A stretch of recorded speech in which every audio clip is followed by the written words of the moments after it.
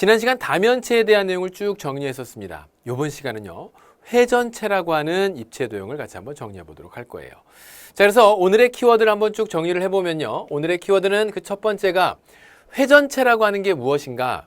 자, 다시 한 번 더 지난 시간 입체 도형 배웠던 것을 정리를 안 하고 갈 수 없겠네요. 우리가 지난 시간에 다면체라고 하는 것을 배웠습니다.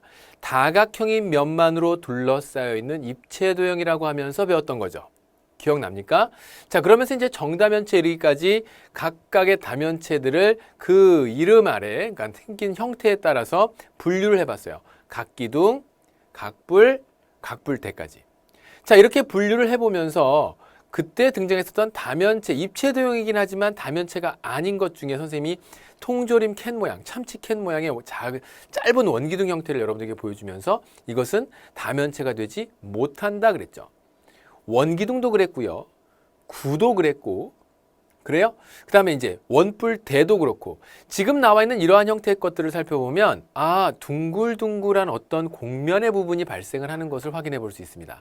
오늘 그러한 곡면이 어떻게 해서 발생이 된 건지 회전체에 대해서 살펴보면서 정리하도록 할게요. 자, 그 다음에 이제 두 번째는요, 그런 회전체의 단면이 또 이 부분에서는 자주 등장을 하게 되는데, 회전체를요, 자릅니다. 근데 이제 자를 때에도 막 그냥 생각나는 대로 아무 면이나 보내면서 마치 이제 면을 보낸다라고 하는 건 무엇과도 가냐면 칼을 가지고 싹 잘랐다라고 했을 때 그 칼이 지나가는 그 부분을 우리는 지나는 면이다라고 얘기를 하는 거죠. 그래서 어떤 면이 싹 지나가면서 휙 자르게 되면 잘린, 자를 단자, 잘리고 난 다음에 발생한 면이 무엇이냐? 그래서 그 회전체의 단면이 어떤 모양이 만들어지는지를 같이 한번 살펴보도록 하고, 나아가서 그런 회전체의 단면에서의 넓이를 구합니다.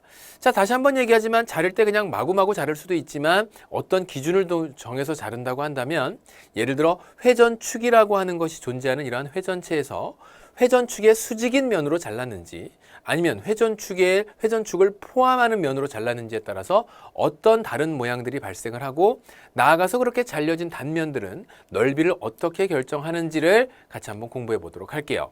자, 그리고 이제 마지막에는요, 회전체의 전개도를 살펴볼 건데, 이 회전체의 전개도를 살피는 건 문제풀이를 위해서도 있지만 회전체가 갖는 그 본래 뜻에 어떻게 그러한 회전체가 만들어지는지를 통해서 접근해 나가다 보면, 아, 조금 이상한 모양의 그림이 만들어지긴 하지만 이런 모양이 만들어질 수밖에 없겠구나 라고 하는 것을 알 때까지 이제 전개도에 대한 것까지 오늘 같이 정리해 보도록 하겠습니다. 자, 오늘 그 첫 번째 회전체에 대한 내용 출발하겠습니다. 자, 회전체라고 하면 여러분들이 나와 있는 말의 뜻에서도 봐서 알겠지만 뭔가를 돌리겠다는 얘기죠. 회전시키겠다는 얘기예요. 그래서 무언가를 돌려서 만든 입체 도형이다라고 하는 것이 이 회전체의 뜻이라는 걸 알 수 있겠는데, 안 그래도 나와 있는 첫 번째 회전체의 뜻 이렇게 나와 있습니다. 이름에서 보다시피 회전체라고 하는 것은 같이 읽어볼까요? 평면 도형을 한 직선을 회전축으로 하여 한 바퀴 회전시킬 때 생기는 입체 도형이라고 얘기했어요. 한 개의 평면 도형을 축을 기준으로 해서 한 바퀴 돌렸을 때 발생하는 입체 도형. 그래서 선생님이 어떤 축을 기준으로 해서 한 바퀴 돌렸을 때 생기는 입체 도형, 그 중에 이제 첫 번째에 나와 있는 이 도형을 한번 보도록 할게요. 자, 이렇게 생겨먹은 직사각형을 한 바퀴 돌리겠습니다. 한 바퀴 돌리게 되면 어떤 도형이 만들어질까 살펴봤더니, 자, 이러한 입체 도형은 이렇게 정리하는 거죠. 우리가 초등학교 때 다음에 나와 있는 이러한 사각형을 이러한 회전축을 대칭축으로 생각해서 선대칭 도형을 만들어야죠. 선대칭 도형을 만들고 이게 한 바퀴 돌았다라고 하는 표현을 해주면 돼요. 좀 어감이 좀 이상하긴 한데 한 바퀴 돌았습니다. 자, 이렇게 만들고 나니까 다음에 나와 있는 요 직사각형을 한 바퀴 돌려서 만드는 도형이 뭐가 만들어진다? 옳지, 원기둥이 만들어지는구나. 그래서 이러한 원기둥 또한 뭐가 된다? 회전체가 되겠구나 라는 것을 알 수 있어요. 자, 그 다음에 이제 또다시 어떤 도형을 돌려볼 수 있냐면 이런 도형을 돌려볼 수 있겠죠. 자, 이걸 축으로 해서 다음과 같이 생긴 요런 도형들을 싹 돌려서 만들었다. 요 삼각형을 한 바퀴 돌려서 만들었다라고 한다면 조금 전 얘기한 것처럼 선대칭 도형을 만들어주고 그 선대칭 도형이 한 바퀴 도는 것이다 라고 이렇게 표현을 해준다면, 네, 지금 뭐가 만들어지나요? 이렇게 한 바퀴 돌렸을 때 원뿔이 만들어지는 것을 확인할 수 있겠죠. 조금 더 가보죠. 우리가 이제 원뿔, 우리가 뿔 배웠으면 각뿔에서도 각뿔대를 공부했었죠. 그래서 다음에 나와 있는 요 도형 이렇게 싹 만들면서 이렇게 생긴 도형을 한번 돌려보도록 하겠습니다. 자, 이렇게 지금처럼 생긴 요 도형을 한 바퀴 싹 돌리게 되면 어떤 모양이 만들어지냐면 만들 때는 늘 똑같아요. 회전축을 기준으로 해서 선대칭 도형을 만들어주고요. 그렇게 선대칭 도형을 만든 뒤에 한 바퀴 돌았다라고 표현을 해준다면 얘가 바로 이름이 뭐냐면 원뿔을요. 우리가 각뿔을 밑면의 평행한 면으로 잘라서 뿔이 아닌 그 아래쪽에 두툼한 입체 도형을 우리는 각뿔대라 하고 했습니다. 각뿔을 그렇게 잘랐을 때 원뿔도 마찬가지죠. 이렇게 원뿔을 다음과 같이 밑면에 평행하게 자르고 뿔이 아닌 도형의 밑에 부분에 나와 있는 이 도형을 봤더니 그 도형의 이름이 다음과 같이 이런 모양으로 생겼네요. 마치 인공위성과도 비슷하게 생겼는데 이런 도형으로 생긴 것을 우리는 뭐라고 한다? 그렇죠. 원뿔대라고 얘기한답니다. 뭐라고 한다고요? 원뿔대. 자, 그 다음에 여러분들 교재에 나와 있는 마지막 장에 이제 뭐가 마지막 그림에 뭐가 있냐면 이렇게 생긴 반원을 돌립니다. 뭘 돌렸다고요? 반원. 다음과 같이 생긴 반원을 한 바퀴 싹 돌렸을 때 너는 뭐가 만들어지느냐? 만들 때는 똑같다고요. 뭐라고요? 선대칭 도형을 만들어주고 그러한 선대칭 도형이 한 바퀴 돌았다라고 하는 표시만 그림에 해준다면 이제 평면 도형이 아닌 이러한 입체 도형이 만들어지면서 구가 만들어지는 것을 살펴볼 수 있죠. 자, 지금에서 보다시피 다음에 나와 있는 이때의 돌리는 그 기준되는 축, 돌렸었던 기준이 되는 축, 돌렸었던 기준이 되는 축, 돌렸었던 기준이 되는 축이 바로 뭐가 된다? 옳지. 얘가 바로 그 이름하여 회전축이 되는 거죠. 뭐가 된다고요? 회전축. 그래서 얘 이름이 회전축이다. 그래서 여러분들 지금 나와 있는 내용 중에 회전축이라고 하는 내용이 나와 있고요. 자, 그 다음에 이제 모선이라고 하는 게 나와 있는데 모선이 뭐라고 되어 있나요? 두 개의 밑면. 회전체 옆면을 만드는 직선. 그래서 다음에 나와 있는 이것이 모선이 되고 이것이 모선이 되고 그래서 회전체 옆면을 만드는 그러한 직선을 가리켜서 모선이라고 하니까 지금 나와 있는 이러한 곡선은 모선이 될 수 있다 없다? 모선이 되지 못하겠네요. 그래서 다음과 같은 이런 선분들이 바로 뭐가 된다? 모선이 되는 것이다 라는 거예요. 해서 회전체의 종류를 다음과 같이 원기둥, 원뿔, 원뿔대, 구로 이렇게 나누어서 정리해 볼 수 있겠죠. 자, 그러면 이러한 원기둥 또한 우리가 공부를 했을 때 각기둥에서 살펴봤었던 여러 가지의 그 용어들이 등장을 하는 것처럼 얘도 거기에 알맞은 용어가 등장을 합니다. 이렇게 원기둥을 구성하는 가장 기본이 되었었던 그 두 개의 밑면, 이것을 가리켜 우리 밑면이라고 하죠. 마찬가지로 이 면이 또 밑면이 된답니다. 그 다음에 원뿔대에서도 마찬가지 이것이 밑면이 되는 거죠. 대신에 옆면은 어떠한 면이 부드럽게 곡면의 형태로 둘러싸고 있기 때문에 이 도형을 전개도로 펼쳤을 때는 각각의 알맞은 도형들로 평면 도형으로 펼쳐지겠지만 지금 형태로서 마치 각기둥이나 각뿔대처럼 직사각형이다 또는 각뿔의 삼각형이다 또는 각뿔대의 사다리꼴이다 라고 이야기할 수는 없지만 옆면이 이렇게 곡면으로 둘러싸여 있구나 라는 것을 확인할 수 있고 이때에도 높이라는 것은 존재합니다. 바로 뭐냐면 두 밑면 사이의 거리, 이게 바로 뭐가 된다? 높이가 되는 것이죠. 원뿔의 꼭지점에서 밑면까지의 수직인 선분의 길이가 바로 뭐가 된다고요? 높이가 되는 거죠. 그 다음에 여기에서 나와 있는 두 개의 밑면의 그 사이의 거리가 바로 높이가 된답니다. 구 같은 경우에는 그러한 높이가 결정되진 않지만 바로 무엇을 결정할 수 있냐면 구의 중심으로부터 구의 표면까지 이르는 그 길이를 가리켜서 우리는 그 구에 뭐라고 한다? 옳지. 반지름이다 라고 하는 것으로 얘를 정리해 볼 수 있겠습니다. 자, 그래서 이제 우리 회전체 지금 공부한 내용대로 원기둥, 원뿔, 원뿔대, 구등을 그림으로 그려볼 수 있고 마치 우리가 다면체에서 각기둥이나 각뿔이나 각뿔대에서 보았을 때처럼 밑면이라고 하는 게 존재하고 높이라고 하는 게 존재하고 또 옆면도 있을 수 있고 그리고 거기에서 좀 특이하게 구와 같은 경우에는 다음과 같이 구의 반지름이라고 하는 것을 이야기하면서 회전축에 대한 이야기까지 쭉 정리를 해보았어요. 사실 하나하나 뜯어놓고 생각해 보니까 별거 아니죠. 이미 배웠던 각기둥 배웠고요. 각뿔 배웠고요. 각뿔대 배웠어요. 거기에서 세상 둥글둥글 살아가는 회전체에 대해서 같이 정리를 해보았습니다. 이제 바로 다음에 이어서 회전체의 단면으로 갑니다. 회전체의 단면 얘기하니까 회전체를 또 이제 그려야 되겠군요. 자, 회전체의 단면 한번 보죠. 여기 한번 볼게요. 우리가 조금 전에 다음처럼 나와 있는 이러한 원기둥을 회전축으로 해서 원기둥이 다음과 같이 직사각형을 이것을 회전축으로 해서 회전시켰을 때 선대칭 도형을 만들고 한 바퀴 돌았다 표시해주면 이런 원기둥이 된다라고 얘기를 했습니다. 자, 원기둥. 자, 그래서 얘의 이름이 원기둥이었는데 질문은 뭐냐면 첫 번째 내용의 정리는 이것을 회전축의 수직인 면으로, 회전축은 이거죠. 그 회전축에 대해서 수직인 면이라고 한다면 다음과 같이 이렇게 면이 지나갔다는 얘기예요. 쓱. 그럼 그렇게 면이 지나갔을 때 지금 보기에는 평면 위에다가 입체적인 모양을 만들기 위해서 마치 위에 나와 있는 원이나 아래에 나와 있는 이 원이 찌그러져 있는 타원처럼 보이지만 여러분들이 위에서 바라봤을 땐 반듯한 원 모양이 된다. 회전시켰기 때문에 원 모양이 된다. 자, 위에서 바라본 모양은 원이다 라는 거 알 수 있어요. 그러면 얘 또한 그 잘려진 단면이 회전축의 수직인 면으로 잘랐을 때 아, 원이 되는구나 라는 것을 알 수 있죠. 맞죠?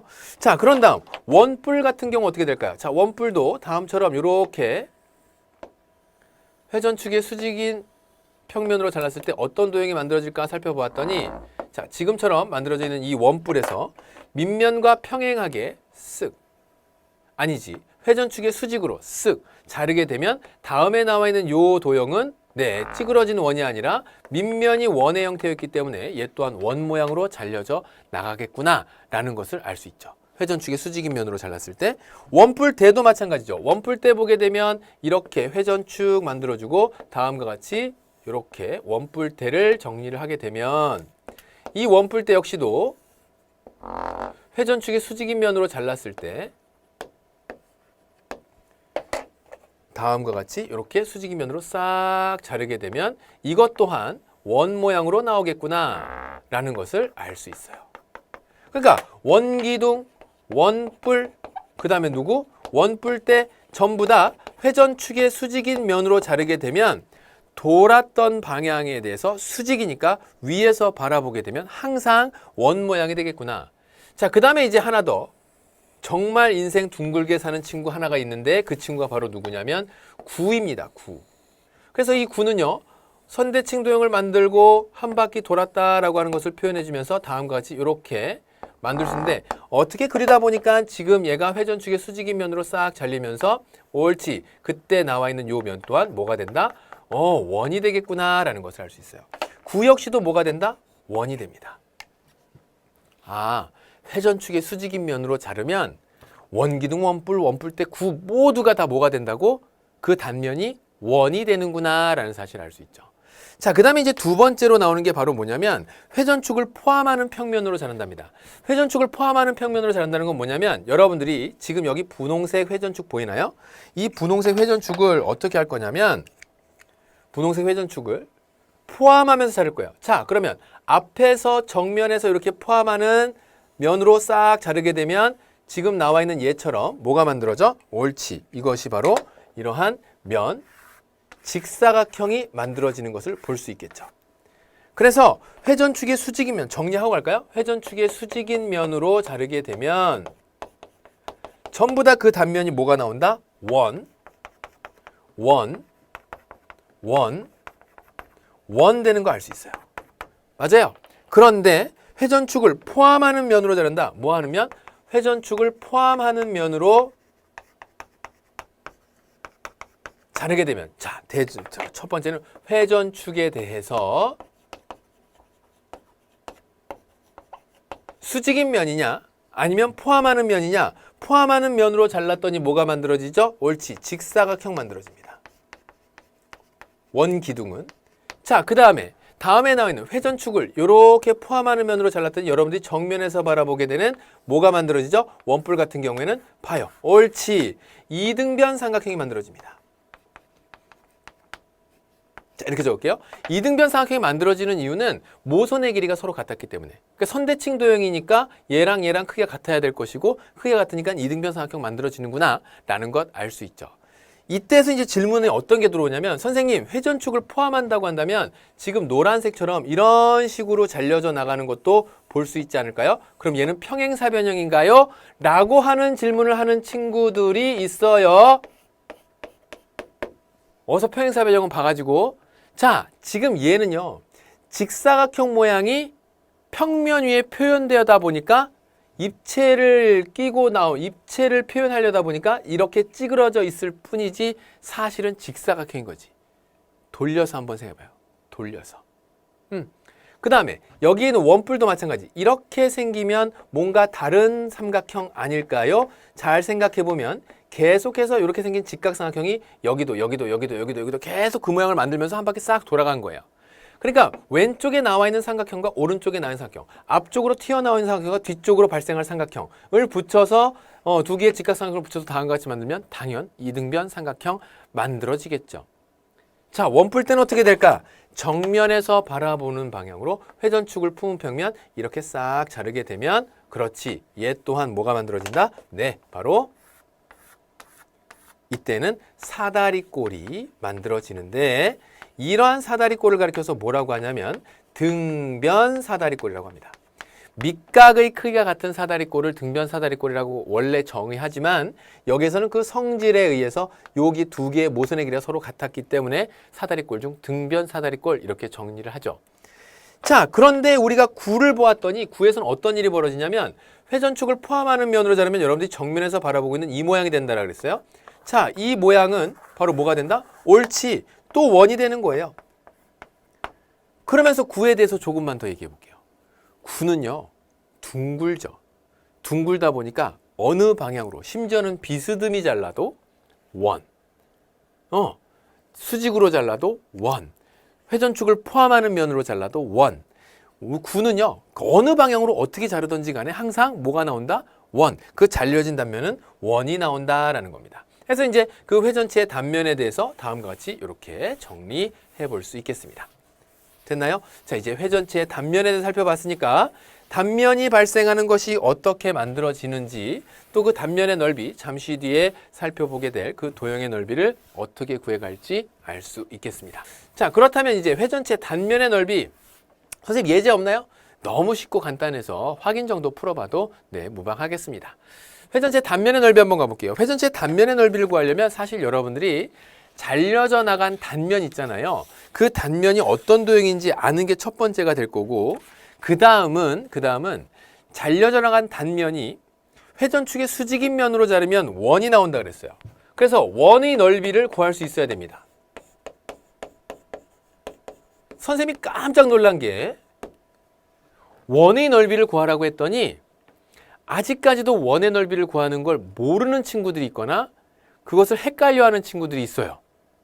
그거 위험한 일입니다. 바로 뒤에 이어서 나오게 되는 그 어마무시한 양들의 겉넓이와 부피는 무슨 수로 구하려고. 그쵸? 도형의 넓이나 도형의 부피를 구하는 데 있어서 가장 기본적으로 기억해 둬야 될 몇 가지의 공식은 수학은 암기 과목이 아니니까 외우지 않을 거예요 라고 이야기하는 것이 무색할 정도로 반드시 알고 있어야 됩니다. 원의 넓이, 지금 딱 수준에서 얘기한다면 초등학생은 반지름 곱하기 원주율 이렇게 외우고 있는 친구들이 많이 있을 거예요. 이 수업을 또 이제 그 초등학생들이 혹시 듣는다고 한다면 이렇게 기억하고 있는 학생들 많이 있을 겁니다. 중학생으로 올라오면서 여러분들은 얘를 어떻게 하냐면 반지름을 뭐라고 했을 때? R이라고 했을 때 얘를 간단하게 파이 R 제곱이라고 기억하지요. 이게 무슨 얘기냐면 파이라고 하는 것은 무엇을 나타내? 원주율. 여러분들이 3이라든지 3.1이라든지 3.14라든지 등으로 기억하고 있는 그 소수점 이하의 자릿수가 무한정 나가게 되는 그 원주율을 우리는 파이라고 한 문자로 표현할 수 있게 되고 중학생이 되면서 그 다음에 반지름 곱하기 반지름에 해당하는 것을 지수를 이용해서 R의 제곱. 그래서 원의 넓이는 파이 R 제곱. 오늘 지나고서도 원의 넓이를 반지름 곱하기 3.14라던가 이런 식으로 기억하면 안 돼요. 파이 R 제곱 이렇게 딱 떨어지게 이야기할 수 있어야 돼. 알겠니? 원의 넓이 뭐라고요? 파이 R 제곱. 그때 R은 뭐라고? 반지름. 참고로 원주 즉 원의 둘레는 어떻게 되지? 지름 곱하기 3.14요. 좋아. 오늘까지는 봐줄게. 하지만 오늘 이후서부터는 원주, 원의 둘레 구하라 그러면 2파이 R로 기억합니다.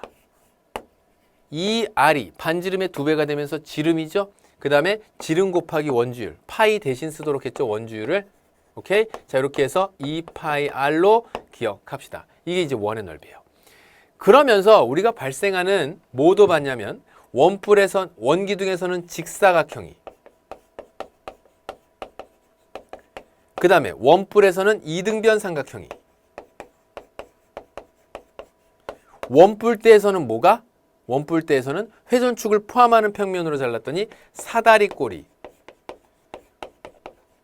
나오는 걸 알았어요. 기본적으로 그러니까 얘네들은 알고 있어야 돼요.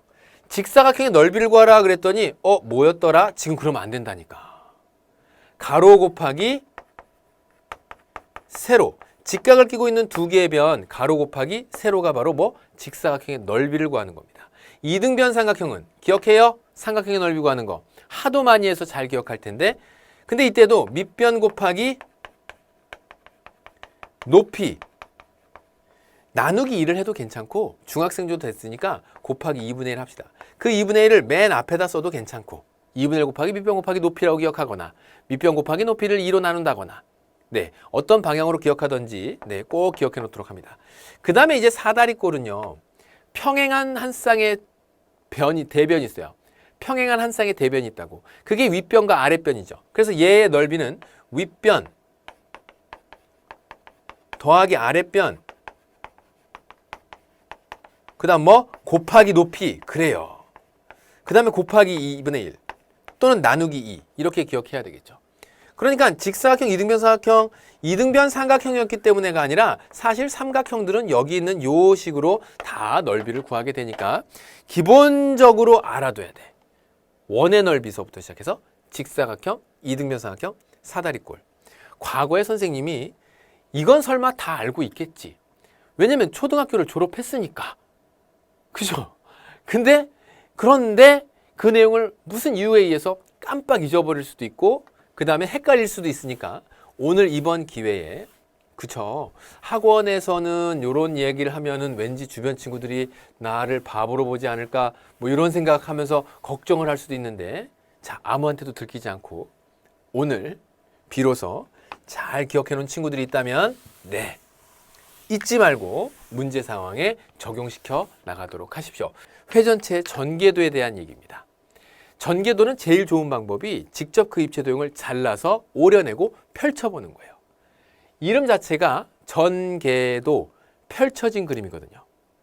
지난 시간에 선생님이 정다면체에 대한 전개도도 그 교재에 이제 잠깐 올려놓았었는데 그건 참고해서 보아두도록 하고, 난이도가 올라가는 문제들 같은 데서 자주 등장할 수 있습니다.